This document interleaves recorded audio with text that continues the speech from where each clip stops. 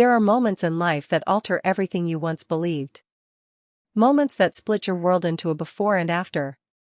For me, that moment came when my husband lay on his deathbed, struggling for breath, his body too weak to hold the weight of the secrets he had carried for years. I remember the beeping machines, the sterile hospital air, the coldness of his fingers as I held his hand, whispering assurances that everything would be okay, even when I knew it wouldn't. Then he spoke. His voice was frail, barely above a whisper. "I need to tell you something, before it's too late." And in that moment, my heart stopped. Because deep down, I knew. I knew whatever he was about to say would change my life forever. But before I take you there, before I reveal the confession that shattered my world, let me take you back. Back to where it all began. To the life I thought I had. If you asked anyone about my marriage, they'd say we were the perfect couple. David and I had been together for over 15 years. We had 2 beautiful children, a lovely home, and a life that looked flawless from the outside. David was successful, a respected businessman. He ran a consulting firm, the kind that required long hours, constant travel, and endless phone calls. And me? I used to be a surgeon. A profession I once loved. But after our second child was born, I made a choice, one I never regretted. I stepped away from the operating room to be a full-time wife and mother. It wasn't an easy decision, but David always said, "Our family needs you more than the hospital does." So I stayed home. I made our house a home. I packed lunches, attended school meetings, and ensured everything ran smoothly. I trusted David to take care of the rest. And for a long time, I thought he did. Looking back now, I wonder. Were there signs? Did I ignore them because I wanted so desperately to believe in the life we had built? There were late-night calls. Once he took in another room, speaking in hushed tones. There were last-minute business trips, ones that never seemed to be planned in advance. And then there were the small things, the way he'd sometimes avoid my gaze when I asked about his day. The way his mood shifted from affectionate to distant without warning. I would ask, "David, is everything okay?" And he'd always smile, kiss my forehead, and say, "Of course, sweetheart. Just work stress." So I believed him. Why wouldn't I? After all, I had no reason not to trust the man I had spent my life with. Or so I thought. It started with fatigue. David would come home and collapse on the couch, claiming he was just tired from work. Then came the weight loss. The paleness. The frequent headaches. I urged him to see a doctor. At first, he refused. But as the weeks went on, his condition worsened. Finally, he agreed. The diagnosis was brutal. A rare, aggressive disease, one that gave him only months to live. I was devastated. Our children were devastated. But David? He seemed resigned. As if he had known this was coming. As if he had been expecting it. David's condition deteriorated quickly. The once strong, competent man I had known was now weak, barely able to stay awake for more than a few minutes at a time. One night, as I sat by his bedside, he grabbed my hand with a strength I didn't think he had left. His eyes, filled with something I couldn't quite place, locked onto mine. "There's something I need to tell you," he whispered. I squeezed his hand. "David, you need to rest." He shook his head.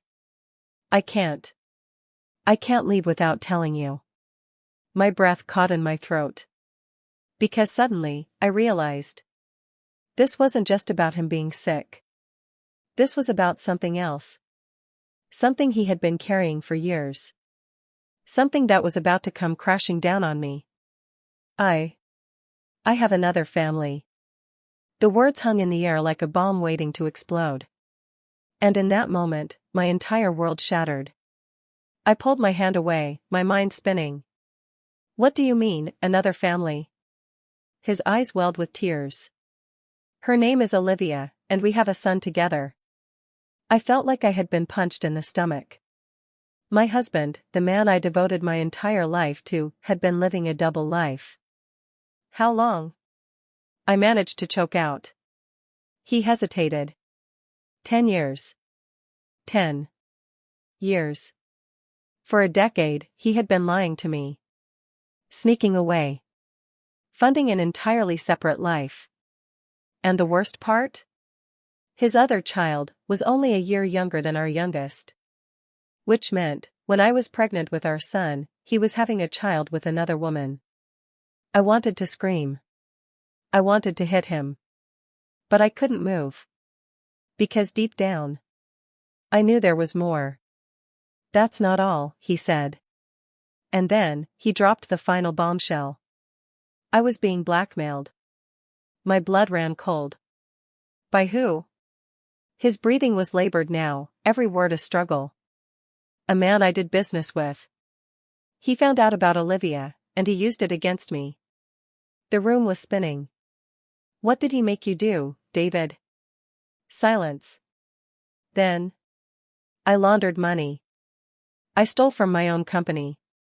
And now, he wants you to pay the price. David took his final breath minutes later. And I was left alone, with the wreckage of his betrayal.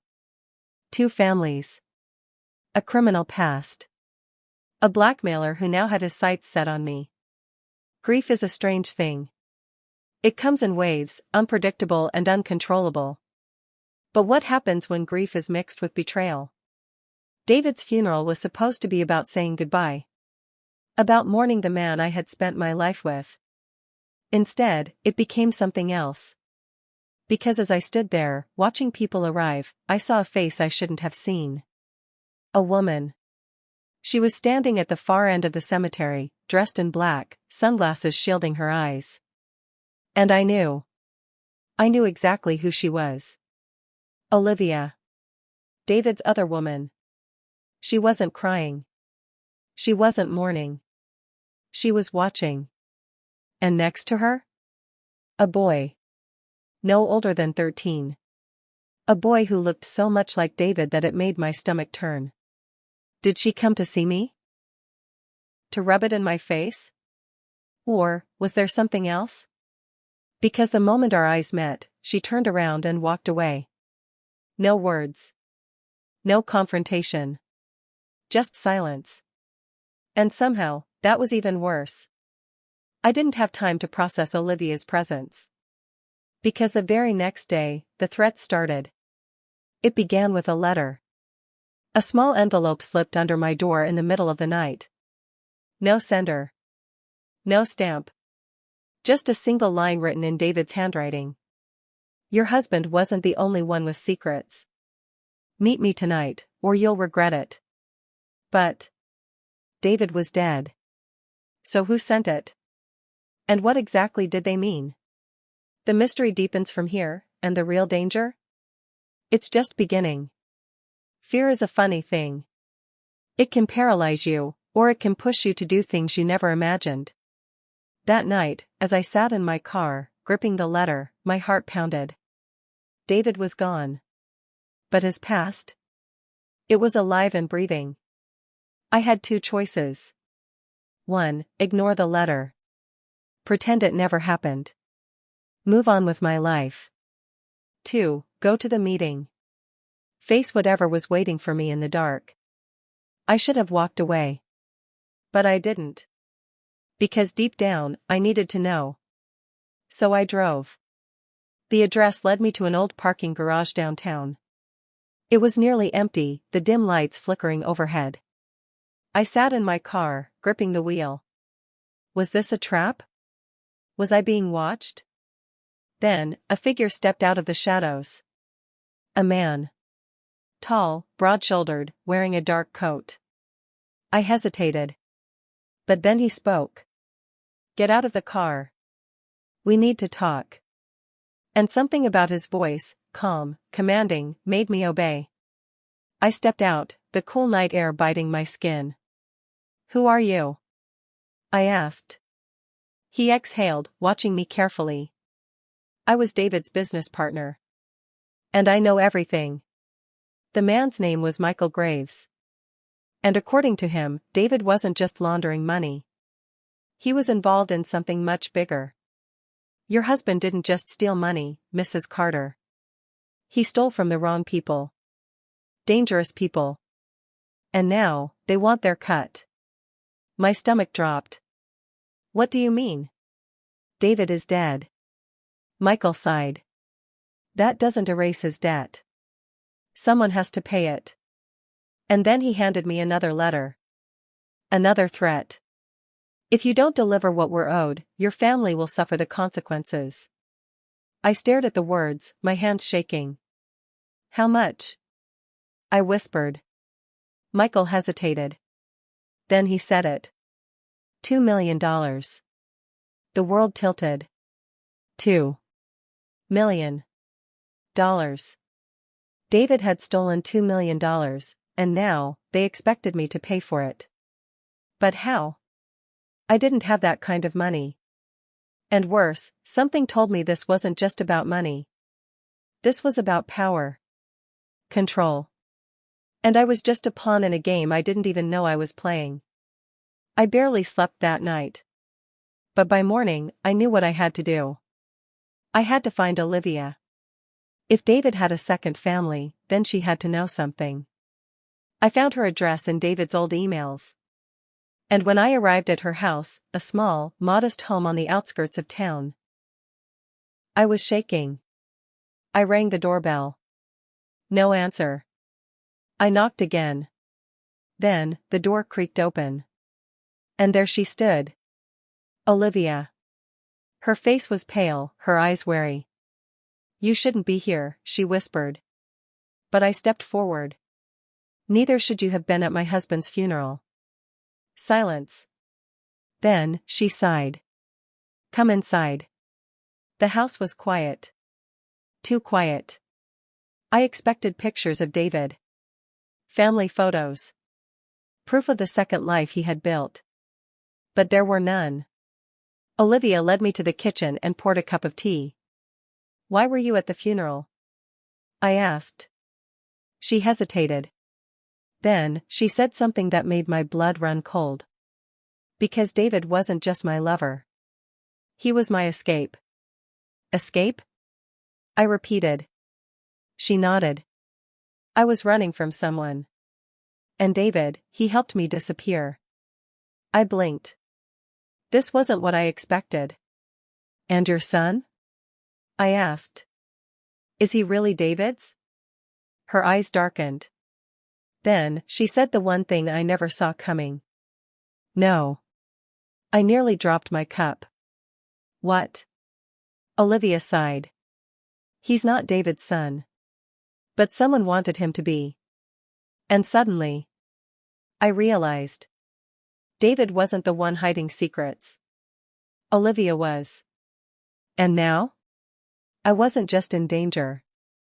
I was trapped in a web I didn't understand. Before I could process Olivia's words, there was a knock at the door. A loud, pounding knock. She stiffened. They found me, she whispered. My breath hitched. Who? She didn't answer. Instead, she turned to me with fear in her eyes. Listen to me, she whispered. If you want to survive this, you have to run. Now.